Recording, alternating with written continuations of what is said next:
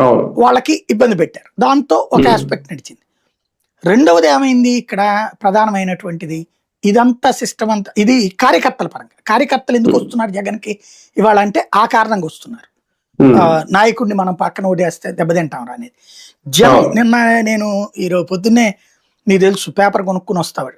Paper హ్మ్. హ్మ్. ఏయించుకోను నేను. పేపర్ కొనుక్కొని అదే. వస్తా. హ్మ్. కాస్త పొద్దున్నే అదేది రాగి జావ అమ్ముతుంటారక్కడ రోడ్డు పక్కన. హ్మ్. అది ఒకటి తీసుకొని కొనుక్కొని తాగేసి కాస్త పూలు తీసుకొని వస్తానమాట. వచ్చేటప్పుడు పేపర్ కొనుక్కొని వస్తా. ఎందుకంటే కాస్త అక్కడ ఆ జనం టచ్ ఆడుతా ఉంటారు కదా!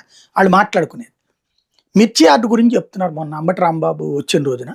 ఆ మిర్చి హ్మ్. యార్డు ఈ మిర్చికి సంబంధించినయి తొడిమలు విరిచేయి అట్లాంటి చాలా పనులు ఉంటుంటాయి కదా! వాళ్ళు హ్మ్. వేలాది మంది మహిళలుంటారు అందులో పనిచేసేవాళ్ళు. హ్మ్. ఆ రోజున పనికి రామని చెప్పి సెలవు పెట్టారట ఆళ్ళంతా.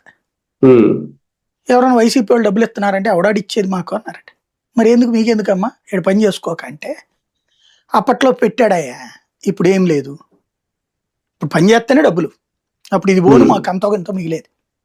వస్తున్నాడు కదా! ఓసారి చూడనీకి పో అన్నారట. హ్మ్. అనేక మంది మిర్చి యార్డ్ మహిళలు అక్కడికొచ్చారు. హ్మ్. రోడ్డు మీద నిలబడ్డోళ్ళలో వాళ్ళు.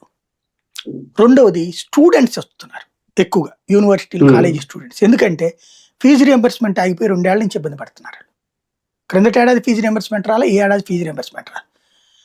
వీళ్ళేమో గవర్నమెంట్ ఏమో ఇవ్వకపోతే తాట తీస్తాను. హాల్ టికెట్ ఇవ్వకపోతే, మార్క్ లిస్ట్ ఇవ్వకపోతే నేను చెప్తున్నాను ఆళ్ళకి వార్నింగ్ ఇస్తున్నానని పేపర్‌లో వస్తది హెడ్డింగ్. హ్మ్. వాడక్కడ ఆళ్ళ తాట తీస్తాడు.